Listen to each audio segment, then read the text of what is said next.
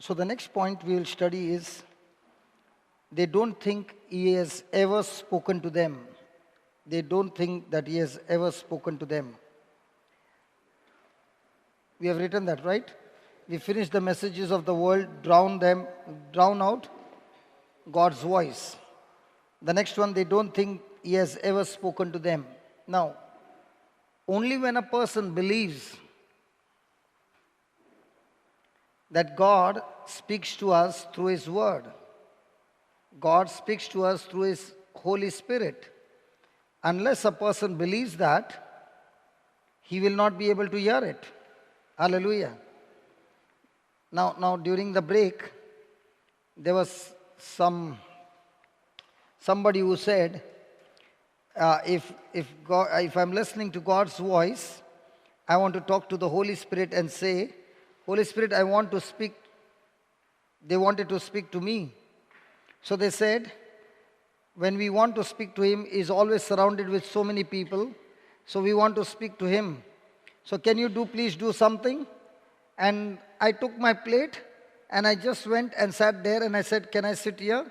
And they were saying, oh my God, we just said that and we saw him coming and sitting next to us.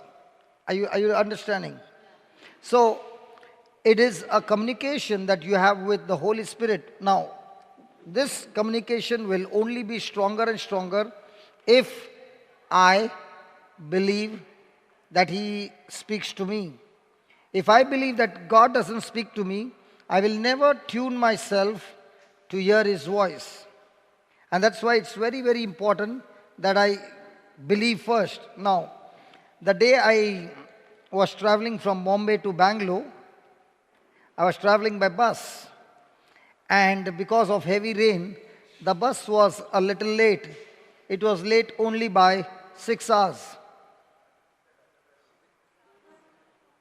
Hallelujah. I was supposed to reach in the afternoon, evening was the service. I reached late in the evening around night time.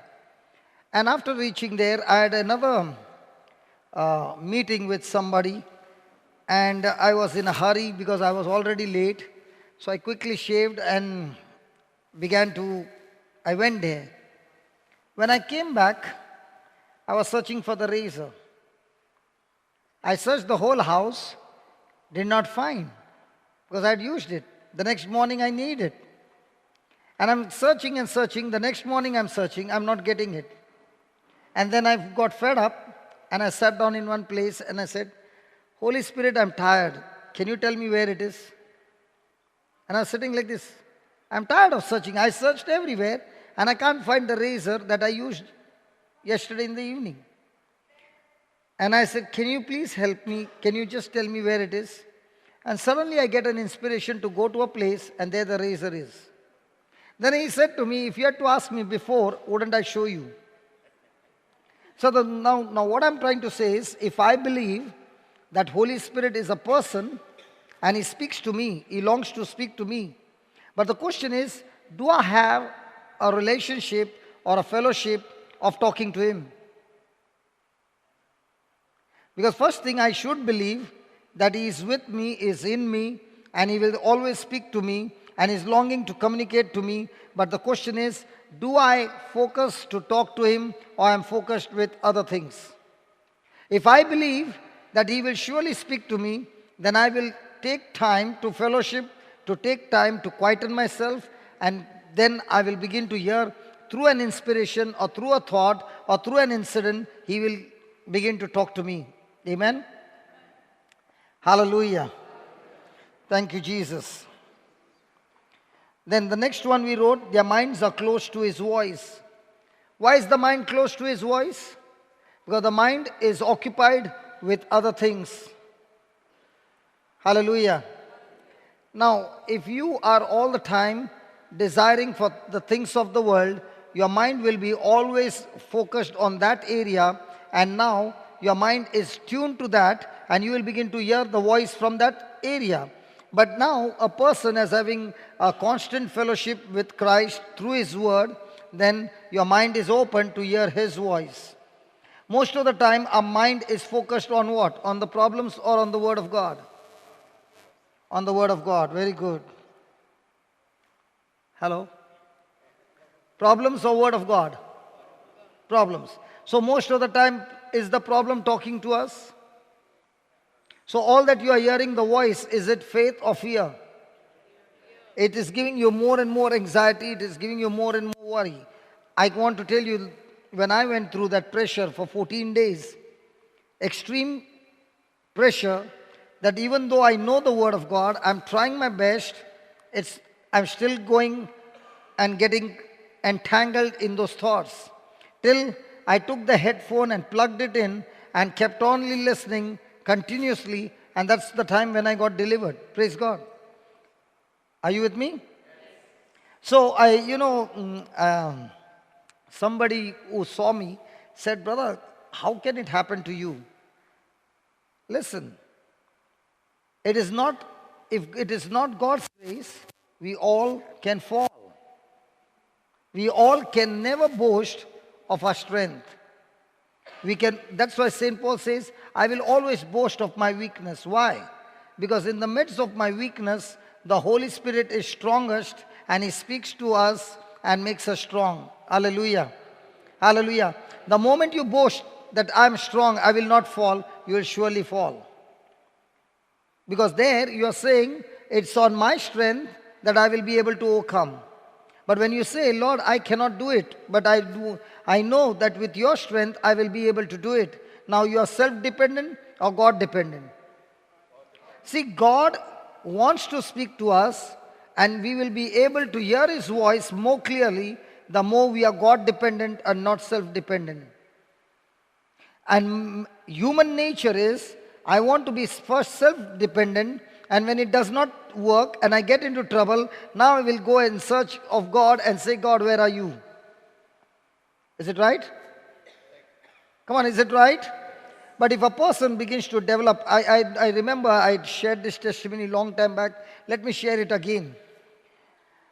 I was in Bombay at a place called Warsaw. I used to go there to give Bible study. And there was this boy from Nepal. He did not know English, he knew only Hindi. And he would walk on the road and fall. He would be vomiting blood. And what the doctor said is that he has got a problem in his brain. So when the doctor said that, he was thinking that it's something very, very serious. I don't know what it was. But he was already thinking about his death. So somebody brought him. He did not know Jesus. He doesn't know anything about Jesus. He's a Hindu. Praise God. And he comes to the Bible study, and that Bible study is in English. But he's sitting there, and after the class is over, he tells me to pray, and I pray with him, and miraculously God heals him. There's no more falling down, there's no more vomiting, and no more vomiting blood. He is healed. Now he comes to me and says, I'm a driver by profession. Why don't you take me as a driver? I will drive you around. And I just love driving. If I'm tired, and if somebody gives me a car to drive, my tiredness will go. I love driving. And I said, no, I love driving. I cannot keep you. So in those days, I used to come on a Maruti car to Goa. So he said, okay, when you go to Goa, at least take me there. I will be a spare driver. And I used to drive all the way from Bombay to Goa, bringing the sick people, and then drive them back, praise God, in the car. So I brought him here, but he never got to drive the whole journey, praise God. And when I would be preaching at Dasya, okay, he would be sitting there and listening, but not understand anything. During the break, he would catch hold of somebody who speaks Hindi and ask them, what did I teach? And during that time I was teaching, where 2 or 3 are gathered in my name, I am in your midst.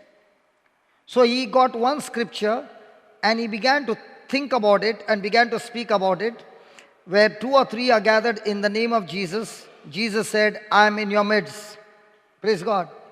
The retreat got over after 5 days and we were going back, and he said, I know the Bible now. What did he say? I know the Bible now. I said, what do you know? I know where 2 or 3 are gathered in my name, I'm in your midst. So he said, I'm going to go and tell everybody.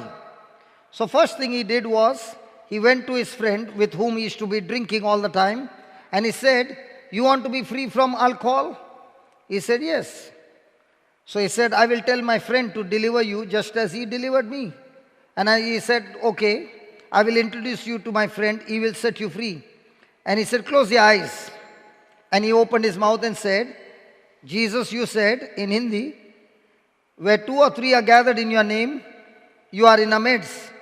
I am one and he is one, we are 2 and you are here. So please see to it that he is set free from alcohol. He is talking like this. See, he is there, I am there and you are there. Now you see to it that he is set free from alcohol. Can you just touch him? And a power of God comes on this boy and is set free from alcohol. Now they both become friends, and now they are going, they are staying in a chawl. What do you call for chawl? In Goa you don't have chawls. Small houses, the walls are common. Just like Jhopadpatti, but a little this thing. Like a slum area, okay? And he is, he is going to every house in his area and saying, is there anybody sick in your house? And they are saying, yes, sir, this person is sick. He said, no problem, I've brought my friend. He is a very good doctor. No money, he will heal you. Okay, close your eyes. He and his friend. I am there, he is there, this person is there, and you are there. Can you do something for this person? Now, how many scriptures did he know? And in that one scripture, he was going around everywhere talking the same scripture and talking to Jesus in such a way that in the chawl there was a dispensary. And the doctor got annoyed because lots and lots of healing began to take place. So the doctor got annoyed, and the people over there, they started accusing that he is converting people, and they came to beat him. So he went to the doctor and told the doctor, listen doctor, my friend can heal you. So the doctor said, I challenge you, I got a heart disease, let me see whether your doctor can heal me. So he said, okay, let's make a deal, my doctor will heal you. You close your dispensary at 9 o'clock, after that will you give your dispensary for 1 hour for us to pray? He said, done. So he went to the doctor, called his friend and made the same prayer. And the doctor said, I did not feel anything. He said, even though you did not feel anything, my God, my friend Jesus, he fixed your heart. Why don't you go for a checkup? So after a week, the doctor went for a checkup. His heart, there were no blocks.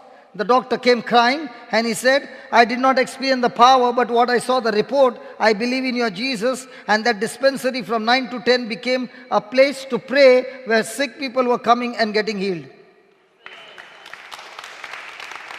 And that boy, after that, went to Nepal and he said, I better go back to my country and do something over there because my people need Jesus. Now, how many scriptures did he learn? Did he believe that? Now, did he hear the voice of God? Yes. And did the Lord do the job? I might have the scripture. How many of us have heard that scripture? Where 2 or 3 are gathered, I am in your midst. Yeah. But do we really believe he is in our midst?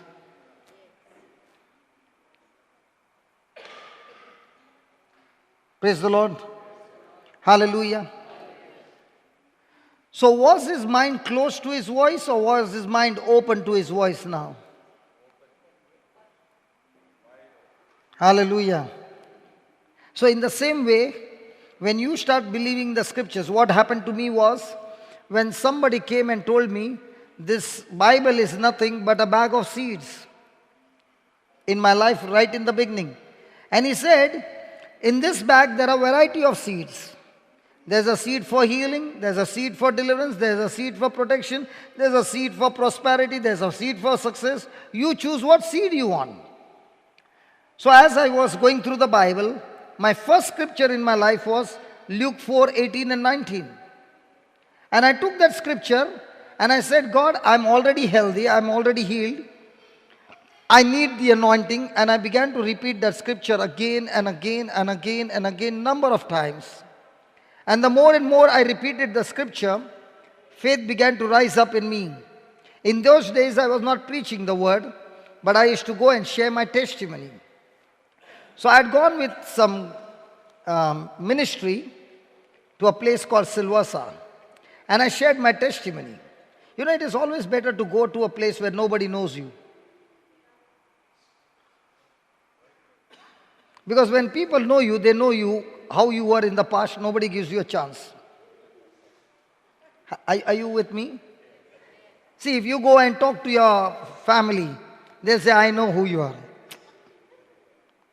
Is it right? But you go to an unknown person, might be you know only a few scriptures, but those few scriptures you really believe, and you start speaking, will the Lord confirm that word? Come on, will He confirm that word? Yes. So these people did not know who I was. I shared my testimony, and they asked me, do you pray over people? I said, yeah, surely I pray over the people. Why will I lose that chance? Hallelujah. And as I was praying, there was a person who came who was deaf. And I said, God, I've never prayed over a deaf person. And Luke 4:18 and 19 says, He has sent me to proclaim the good news to the poor. Then the Spirit of the Lord is upon me. My God Himself has anointed me. He has sent me to proclaim the good news to the poor. Then He has sent me to proclaim release to the captive and declare sight to the blind. So just as declare sight to the blind, I can declare hearing to the deaf. Now this voice I heard from the Holy Spirit. What did He say? Just as you declare sight to the blind, you can declare hearing to the deaf. Do what Jesus did. Jesus put a finger in the ears of a deaf man and said, be open. So I also declared, receive hearing in the name of Jesus, ears be open. And I took my finger out and I looked at him and I did like this. And that man did. I said, this much or this much? He said, this much. I was jumping and screaming, and everybody thought I got healed. Come on, all your life you have been on the wrong side, using this hand for wrong things, and now from this hand, if a deaf man's ears open, will you be standing there? I was excited and I said, my God, this is real, and I was crying. And I said, God, this is a bag of seeds, my God. Hallelujah. That night, how many times do you think I must have said Luke 4:18 and 19? And in those 3 days I saw, I don't remember, 12 or 13 or 12, I don't remember the number, but that many people were healed of deaf ears. Hallelujah. Hallelujah. So this scripture, what did it do? It opened my mind. And when it opened my mind and my mind was fixed on that word, I could begin to hear the voice of God directing me. Hallelujah. Then next one is people are too busy. People are too busy. How many times have you heard when you say, hey, you're not coming this week for the session? What do you hear people saying? Have you heard that word, I'm busy? Hallelujah. I don't know which saint said that. If you are very, very busy, then you should increase your prayer. See, listen, if you are having a job of, say, 8 hours, extreme 8 hours, okay, and you're praying, say, for 1 hour. To finish that job of 8 hours, now pray for 2 hours. Now somebody will say, if you spend 2 hours, I won't have time to finish my job, right? Hello? But actually speaking, when you spend more time in prayer, when you go to work and you start your work, now you will find God taking over you and doing that job of 8 hours in 3 hours. So many a times people think, I'm busy, I've got no time. And they begin to spend time with their work and with other things and not with the Lord. And then they find that even though I'm sweating, even though I'm working hard, there is no success. I'm in more trouble than before. Hallelujah. Can you ask your neighbor, are you too busy?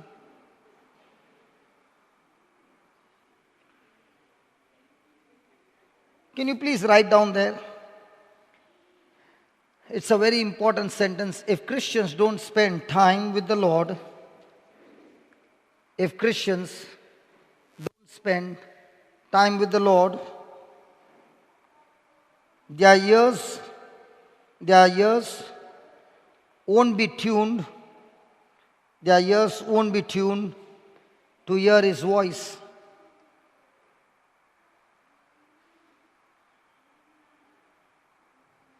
Their ears won't be tuned to hear His voice. Hallelujah.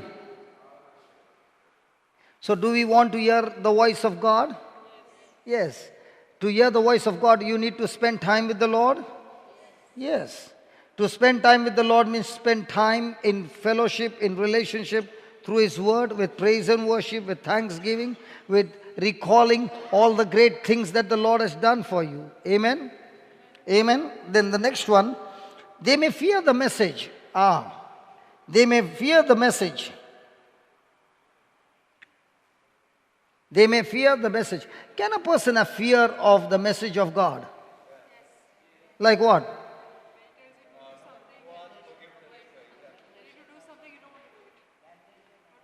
Okay. Let's say the Lord just said during the offertory, you got that 2,000 bucks in your purse? I want you to put that 2,000 there. What will you say? Get behind me, Satan, in the name of Jesus.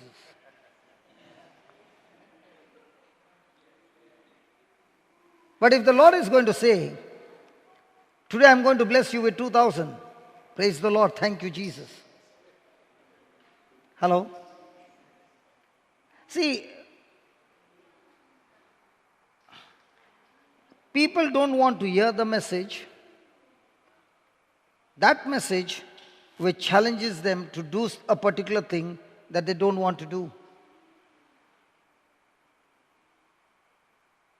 And that's why they fear to hear His voice. Now. Many a times, people will say, going to church is boring. Hello? Going to church is boring. I don't want to go become a Christian because it's boring. Hallelujah. Now, a few years back, the Lord spoke to me and said, begin a jam session. Why a jam session? Some people like to come to a church like this, to a place like this, to listen to the Word of God. And some people like to come for a disco. In a jam session, is there dance and lights and music and food and everything? Come on. I remember when we first started this, the first session, and I said, God, you are telling me to do it, but I will have troubles when this thing begins to turn into a colored house with lights and all, and with music and all, and people dancing crazy. Praise God. I'm going to have lots and lots of different things to face. And he said, is God fixed on one system to save people? I'm asking you. My God has got different varieties to touch people. Praise God. If you like rap, He can give you rap and still give you the message and get you. Are you understanding? If you want hard rock, He can give you hard rock gospel and still get you. So when we had the first session, I still remember, there were 2 people who manifested that night, and both of them were delivered in that praise and worship session with lights and heavy, it was heavy rock, and people were dancing and screaming, and the Lord did a marvelous thing. Praise God. Hallelujah. Hallelujah. Thank you, Jesus. So God has got different ways of touching people. Some people like a retreat which is very silent. Some people like a retreat where there is lots of clapping and screaming and shouting. But God has got, for different people, different ways of touching them. But if you force a person that you got to do this way, it has to be this way, it has to be this way, that person will run away from you. Are you understanding? Praise God. So many a times, like my brother just said, the message, you got to forgive that person.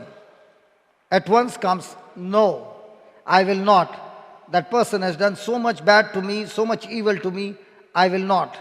So there are many a times the fear of doing something, the fear of going out of your way to bless somebody.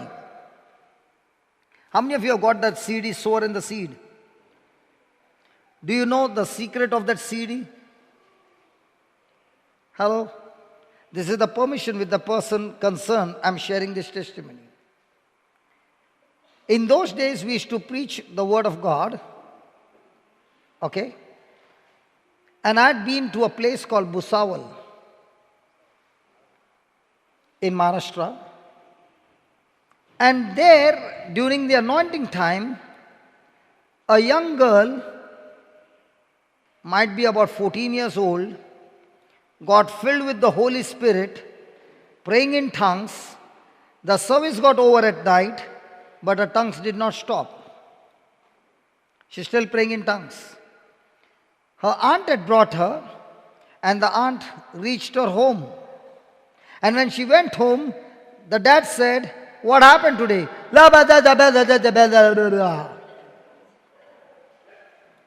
What happened to you? Have you gone crazy? Now what did the dad do? Gave her one slap. How are you? She can't stop. He became so crazy that he went to the priest and said, "What happened in the church? My daughter has gone mad."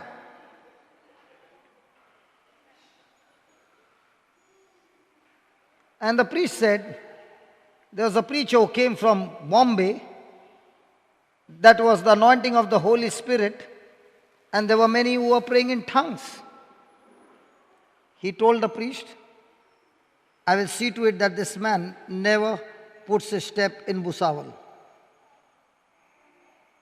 Hallelujah. Thank you, Jesus. 3 months later on, I got an opportunity to go back to that same place. And I was in the same church. And during the lunch break, I saw the same girl. And this girl comes to me and says, "My mama is sick. She has not got out of the bed for the last 15 days. So I said, "Why don't you call your mama here?" She said, "Dada will not allow her to come here." So I said, "Okay, let's go to your house." Lunch break. She said, "Don't come to my house. My dada will hammer you. He hates you." He said, "I will see to it that this man doesn't come here." I said, "If that is what he has an intention, praise God, let's go." Hallelujah. Because if he hammers me and I turn around and I love him, I win the match, he will be changed. Come on, let's go. She said, "Are you sure, brother?" I said, "Yeah. There were times when I used to use hands to hammer people. Now it's time for me to take some pasting for Jesus." Hallelujah. Come on, let's go. So we went there, and a dad opened the door. She's so smart. Before the dad can open his mouth and talk to me, she grabbed my hand and she said, "Mom is in the bedroom. Come. So she did not allow the dad to talk to me, and I was in the bedroom. Now he did not want to see what I'm doing. He was waiting for me in the living room. I began to pray for her, and praise God, after the prayer, nothing happened. Hello? After the prayer, nothing happened.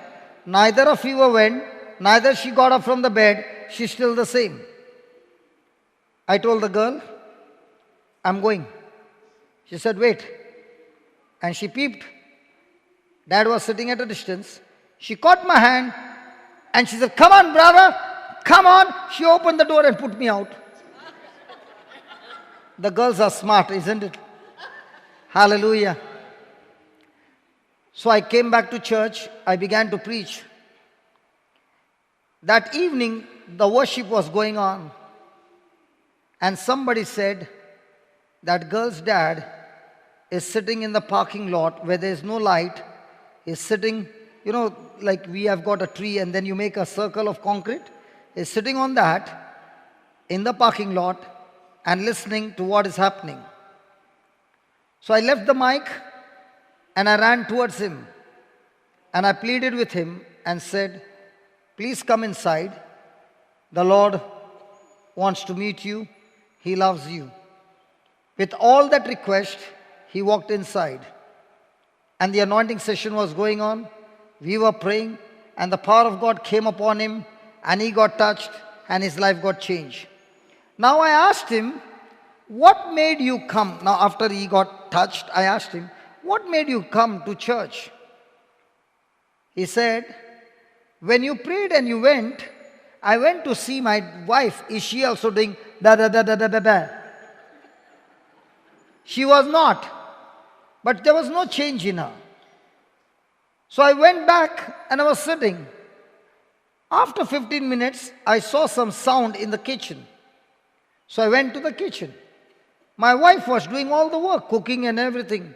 And I began to wonder, this lady could not put her leg down because of fever and body pain, and now she is doing everything. And I asked her, what happened? She said, all the fever is gone, all the pain is gone, I am absolutely clean. So he said, I don't know what that fellow did, but let me go and see what he's doing in the church. And that's why he came and he sat down there and he heard the word and he got changed and transformed. Then he said to me, you don't come to Bhusawal regularly, but I can't come to the place where you're preaching. Can you do one favor for me? Whenever you're preaching, can you put it in a cassette and send the cassette to me so that I can hear? So I said, this man has got so much of thirst for the word of God, let me do it for him. So everywhere I went, I recorded and sent it to him. After about 8 months or 9 months, one day he came to me and said, I want to give you a gift. I said, what gift do you want to give me? And he brought that CD called Sower and Seed and gave it to me and said, all those things that you sent to me, I turned it into a CD and this is a gift for you. And that's how a man who hated me, who did not want me to come to Bhusawal, he's the one who first made my first CD. Hallelujah. And that CD, I don't know, we have made in lakhs, and I don't know how many people have been blessed, but how did it come? Through the person who hated me. A person who did not want me to come to that place. But what did I do? I made a decision to follow the voice of God. Hallelujah. So, they may fear the message. Praise God. So, are you a person who fears the message? So, just write down. Sometimes believers don't want to hear. Sometimes believers don't want to hear what the Lord has to say. What the Lord has to say. Because He may ask them to do something. He may ask them to do something they don't particularly want to do. They don't particularly want to do.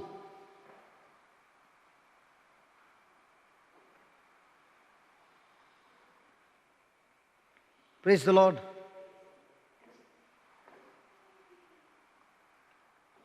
The next one is, a poor self-image causes them to doubt what God would speak to them. Praise God. Now, many a times people move into action based on their feeling, on their emotions, of their own understanding, their own wisdom, their own capacity, and their own ability. Praise God. And that self-esteem of theirs becomes a big hindrance in operating in the kingdom of God. When a person begins to understand that God loves me unconditionally, there are many a times people want to qualify so that God will love them. God loves me unconditionally. He desires to communicate with me. He desires to fellowship with me. He desires to do great things in my life. He desires to fulfill His plans and purpose in my life.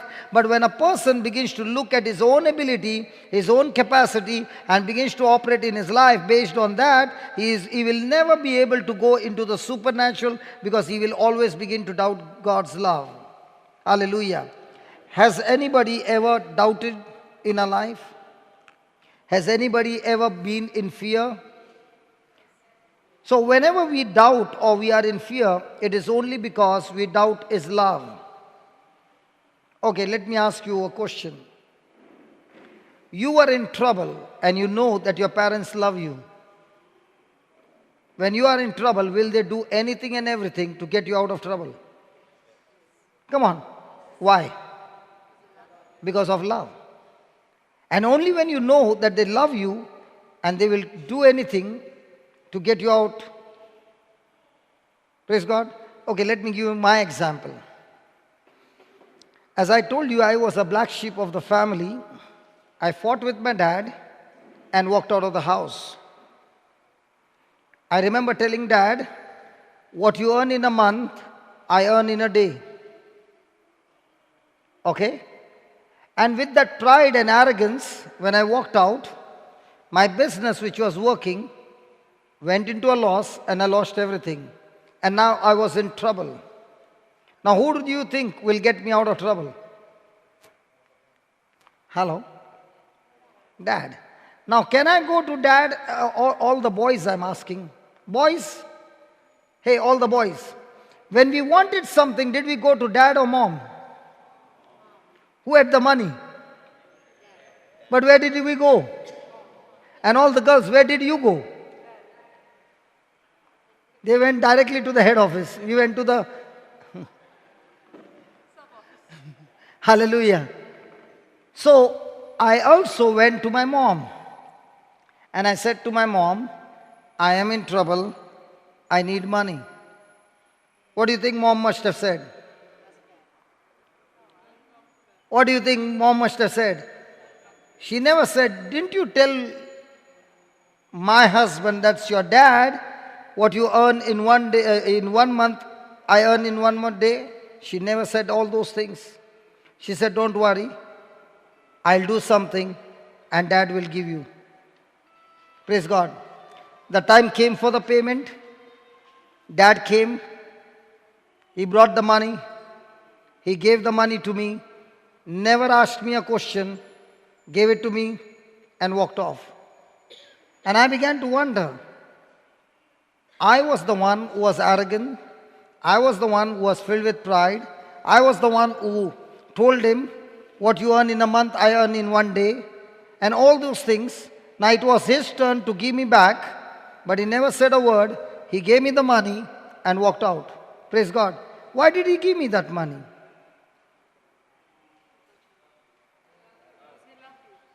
Hello, why did he give me that money? Because he loved. In the same way, the day we realize that God loves me, no matter how big the trouble is, you have confidence in His love that He will do anything and everything to get me out, provided I follow Him. Okay, let me put it this way.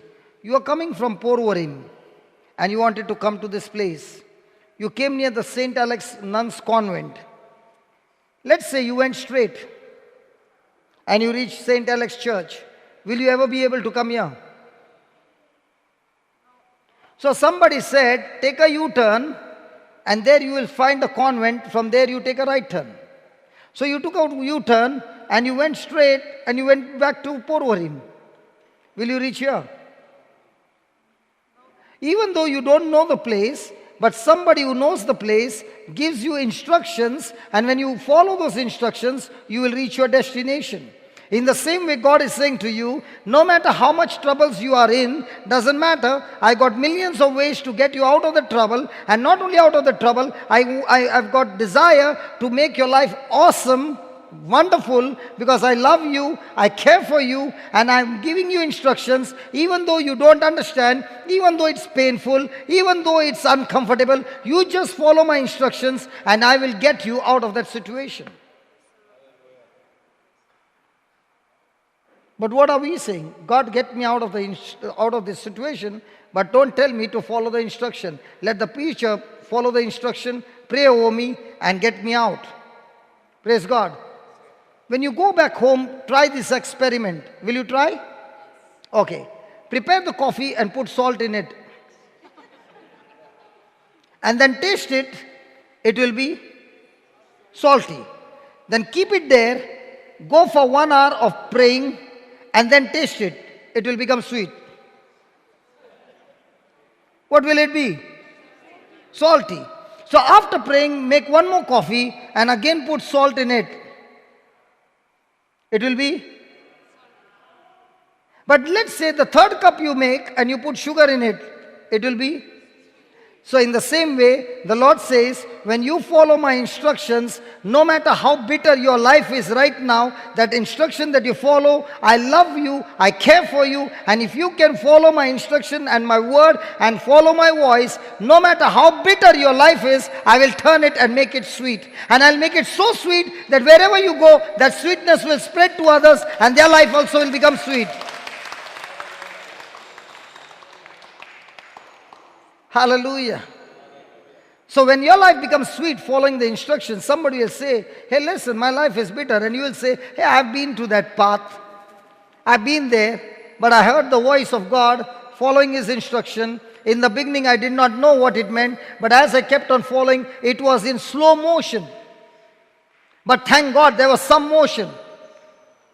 It was not on the opposite motion, it was in the right direction. Even though it was a slow motion, it started with a slow motion, but now it's in the fast motion, and I've reached this destination which the Lord has made it absolutely sweet by following His instructions. So write down, we'll just write this down and then we'll close down. Those who struggle with self-esteem issues, those who struggle with self-esteem issues